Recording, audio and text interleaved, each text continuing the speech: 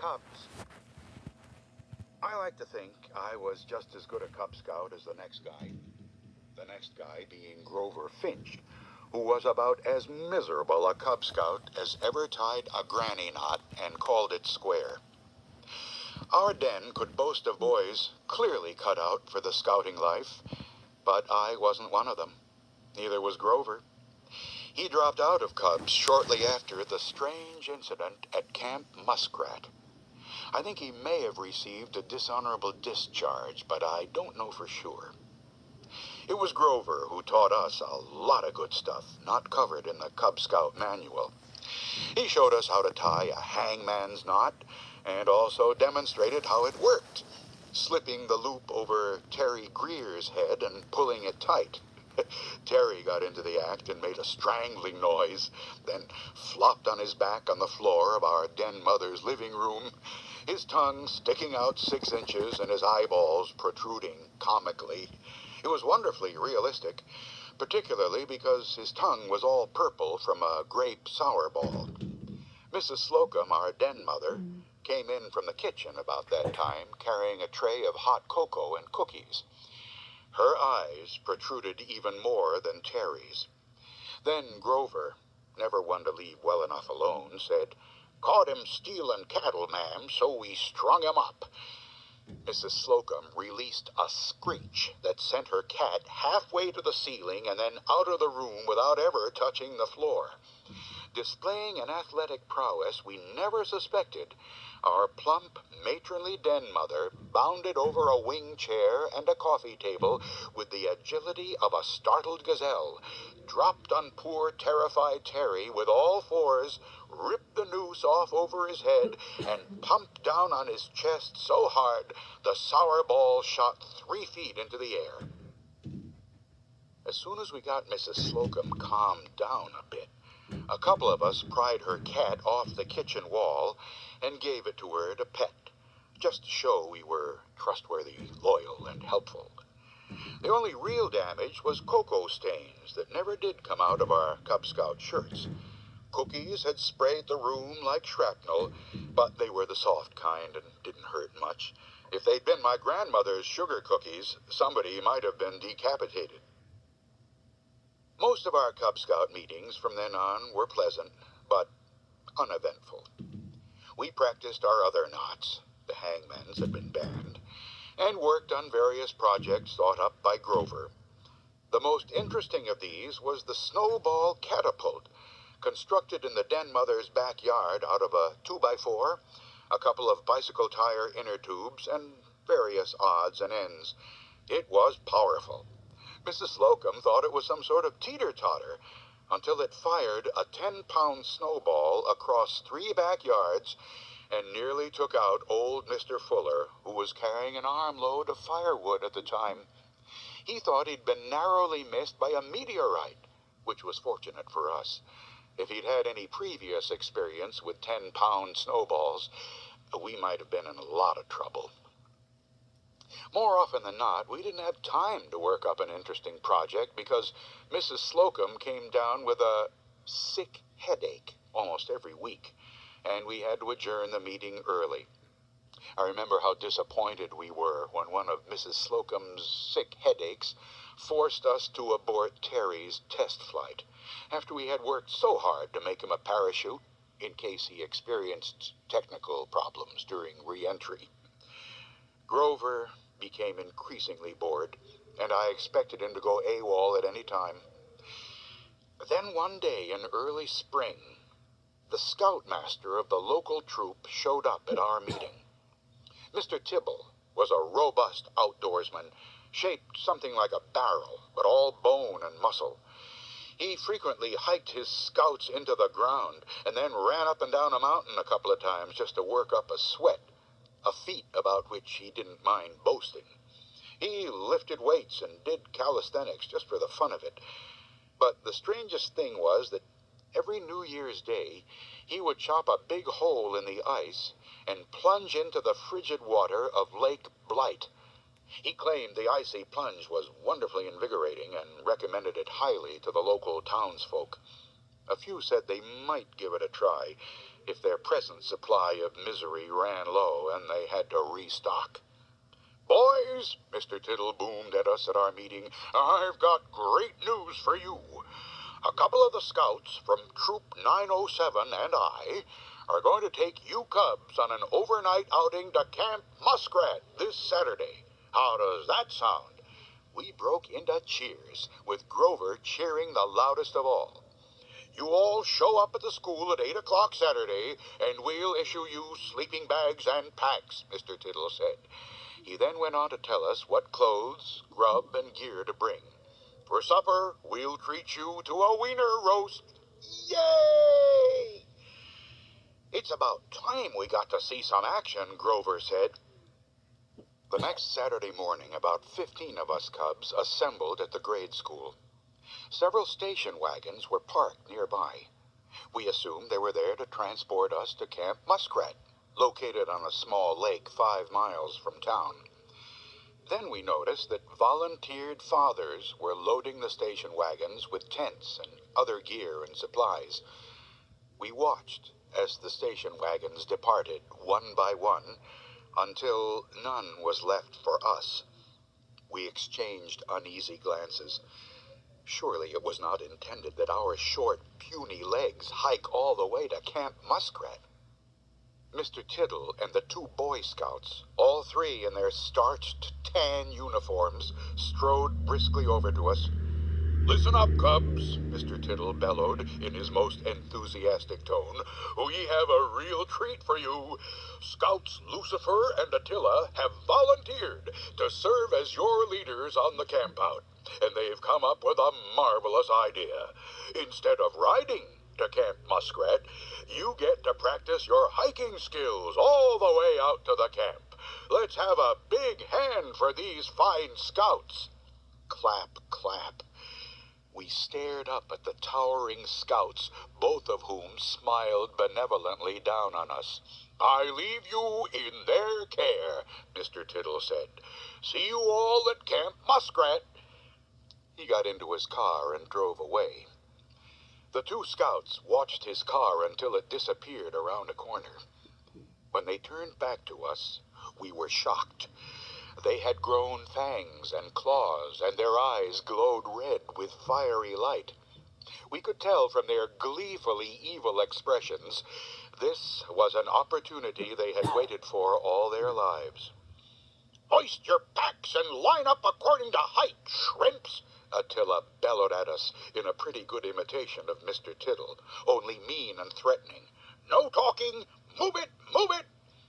Startled, we hoisted our packs and scrambled into a ragged line, ranging from 4-foot Pee Wee Thompson at one end to 5-foot Leonard Briscoe at the other. The packs had been intended for actual scouts and were too big for most of us. Pee Wee looked like a pack with legs. "Hey, I just remembered," Porky Singleton cried out. "I'm supposed to go to the dentist today. See you guys later." "I have to go to the bathroom," Danny Murphy yelled. "Be right back." "Me too," shouted Tony Nacarado. "Be gone just a second." "Shut up, shrimps," snarled Lucifer. "Back in formation." The would-be deserters shrank back into line.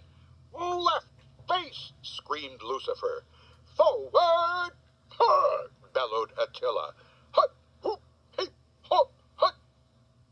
Attila brought up the rear, apparently for the purpose of harrying the stragglers and shooting the wounded. We marched out of town and along the highway in a line that unkind observers described as looking like dusty blue gunk oozing from an invisible tube. "How much farther is it?" croaked Pee Wee. 4 miles to go," shouted Lucifer, striding along. "Now close up that line. Hup, hoop, heep, ho." The hot spots of blisters began to glow inside our tennis shoes. Pack straps gnawed at our shoulders. "This ain't a hike," Grover muttered to me. "It's a death march." "Somebody's gonna pay for this," I muttered back. "You said it," Grover snarled, shooting Lucifer a wicked look. "Bring any rope?" "Shut up, you two!" screamed Lucifer. "Hup, hoop, heep!" Hours later, we limped into Camp Muskrat and dropped to the frozen, snow-blotched ground. Some of the packs looked as if they had finished the march on their own, but from beneath each crawled a wretched little blue-clad creature, one of whom was Pee-wee. "How much farther?" he gasped. The fathers had set up the tents, and then vanished with the blinding speed common to fathers volunteered for Cub Scout outings. Mr. Tiddle and the 2 scouts were now left alone with 15 exhausted but surly cubs, who sprawled in ominous silence, sullenly watching Attila, Lucifer, and Mr. Tiddle jog about gathering wood for the evening campfire. The scouts and the scoutmaster joked and laughed as if they hadn't a care in the world. The air, however, was heavy with suspense, dark with foreboding. I crawled over to the remains of Grover and Pee-wee. "You come up with anything for Lucifer and Attila yet?" I asked Grover. I'm thinking, Grover said. "Everything I come up with is either too kind or too complicated. We need something simple but mean. I suppose we could steal their clothes so they would have to run around naked in the cold, and maybe catch pneumonia and suffer horribly for a long time and then die terrible, agonizing deaths. But I'd like to come up with something mean." "I like it," Pee-wee said. "Me too," I said. "How do we get them out of their clothes?" "That's the problem." The sun sank behind Muskrat Mountain, and a breeze wafted in off Muskrat Lake, chilled by rafts of sludgy ice still drifting about the surface. We put on sweaters and even coats, and gathered around the fire that Lucifer and Attila had built into a small inferno. This was more like it. "Are we camping yet?" Pee-wee asked. "I think so," I said. Suddenly, Mr. Tiddle erupted from his tent with a towel thrown over his shoulder. "Any of you cubs like to join me for a dip in the lake? What, no takers? Grow hair on your chests, boys, grow hair on your chests." "Grow hair all over me," Grover muttered. The other cubs expressed the opinion they had all the hair they needed or wanted. "How about you scouts?" Mr. Tiddle boomed at Lucifer and Attila. "Like to refresh yourselves with a dip before supper? There's a nice sandy beach down the shore a ways, and we don't even have to chop through the ice. Just shove it out of the way." Lucifer and Attila shuddered. "Why, sure we'd like to, Mr. Tiddle. Sounds wonderful, but darn it all, we didn't bring our bathing trunks." "Me neither," bellowed Mr. Tiddle. "Ever hear of skinny dipping? Come on, lads. Race ya out to the floating dock." "Wow. Okay then, Mr. Tiddle," whined Lucifer. "Attila and I'll be right there as soon as we can grab some towels. Hope we can find you in the dark." The 2 scouts slouched off. We cubs edged closer to the toasty campfire. "This is too good to be true," Grover said to me. At first I thought he was talking about the fire, but he wasn't. "Be back in a bit," he said, and slipped off into the shadows. Scarcely had Grover vanished than the plot thickened. The headlights of a car illuminated the Camp Muskrat parking area for a moment, and soon Mrs. Slocum and another lady came picking their way down a trail to the campfire. "Good evening, cubs," cried our den mother. "You look like you're having a wonderful time. I'm so glad. I think you all know my good friend, Mrs. Teasdale. We thought we would join you for the wiener roast. Brought you a treat. Marshmallows! Yay!" We pulled up a log for the ladies to sit on next to the fire. "My goodness, the mosquitoes are bad, and so early in the year, too," said Mrs. Teasdale. "Hope you all brought plenty of mosquito dope." "Oh, I don't see Mr. Tiddle." "He's out swimming," one of the cubs said. "Oh, that man," Mrs. Teasdale giggled. "He's simply too much." Just then Grover emerged from the woods, slapping his way through a cloud of mosquitoes. "Why, Grover, where have you been off to?" the den mother asked. "Not up to some mischief, are you?" "Kind of personal, ma'am," Grover replied, trying his best to look embarrassed. "Oh, I see. Excuse me, dear." The two ladies giggled in motherly fashion. "Snatched only one set of clothes and a towel," Grover whispered to me. "Was all I could find in the dark. I could hear them splashing around not too far from shore and thought they might spot me. Slipped the clothes into their tent. But either Lucifer or Attila is going to be in for a big surprise." We sat around the fire telling ghost stories, but nothing compared to the horror that awaited us. Sooner than expected, Lucifer came rushing into the light of the fire. "Wow," he said, "you guys are smarter than you look. That water is liquid ice. Just lucky I had the good sense to test it with my toe first. Toes still numb. Man, if I jumped in that lake, I'd have froze my... Oh, why, hello there, Mrs. Slocum, Mrs. Teasdale. Didn't know you were coming for a visit." "Attila's the one," Grover whispered to me, snickering behind his hand. "This could be good." A minute later, Attila bounded into camp, fully clothed. Wee, that water's cold. Chickening out is the better part of valor, I always say. I don't know how Mr. Tibble can stand it." Grover stared grimly at Lucifer and Attila. Minutes dragged by. We sang a camp song. Mrs. Slocum and Mrs. Teasdale told about when they were little girls and had picked huckleberries in the hills above Camp Muskrat. Terry started to tell another ghost story, and then the monster roared out of the darkness so suddenly several cubs almost inhaled flaming marshmallows. For a moment I thought it was Sasquatch, but it turned out to be Mr. Tittle.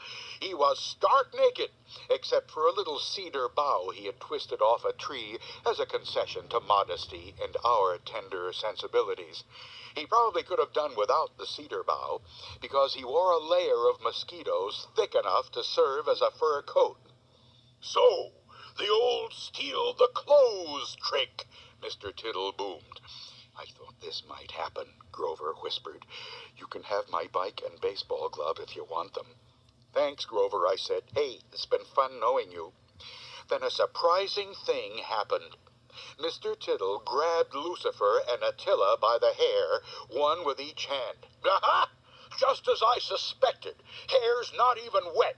Well, I'll just have to see what I can do about that."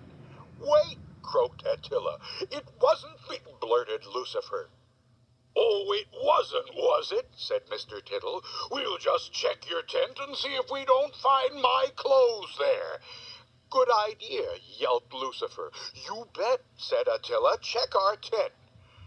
Mr. Tittle dragged the two scouts over to check their tent. "See," Lucifer said, "your clothes aren't..." "No! Aha!" cried Mr. Tittle.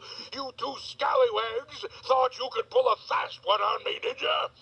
He snatched each of the scouts up by the back of the belt and charged off toward the lake, one in each meaty hand.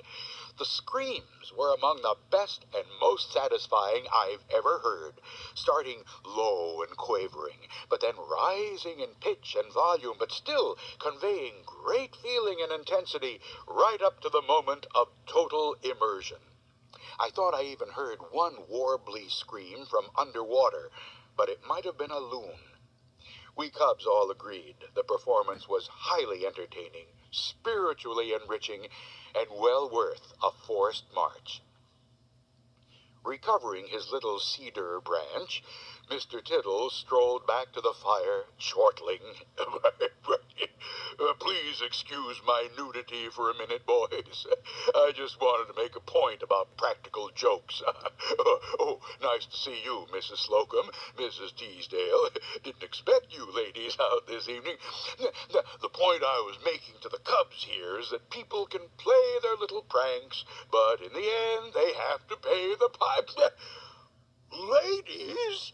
His lips froze in a grotesque smile over his big white teeth. He hunched over and tried to conceal himself behind the little bough. I thought for a moment that Mr. Tittle had blurted out a bad word. But then I realized a scoutmaster would never use a word like that. It was probably just the cry of some wild creature passing in the night. Pee-wee said later that he thought it was all pretty funny, but that he couldn't help but feel sorry for Mr. Tittle. I know what you mean, I said. I sure would have felt embarrassed if I'd been standing there naked except for a little cedar bough and suddenly realized two ladies were sitting not 10 feet away. Yeah, Pee-wee said. Then, as if that wasn't bad enough, dumb old Terry accidentally flicks his flaming marshmallow onto the cedar bough. Why, that old bough must have been dry as gunpowder to flare up like that. Poor Mr. Tittle. I think both Mrs. Slocum and Mrs. Teasdale handled it pretty well, I said. It was nice how they pretended not to notice Mr. Tittle because of concentrating so hard on twirling their sticks over the coals, just as if roasting wieners was the most important thing in the world to them. It would have been better if they hadn't let their wieners burn off and fall into the fire, though, Pee-wee said. They didn't even seem to notice. They just sat there, twirling them empty sticks round and round, and all the while Mr. Tittle's roaring and darting about like a madman. Well, I guess that's camping, I said. Grover never again showed up for a Cub Scout meeting. I guess he figured the camp out at Muskrat Lake was the high point of scouting for him, and from then on it would be all downhill.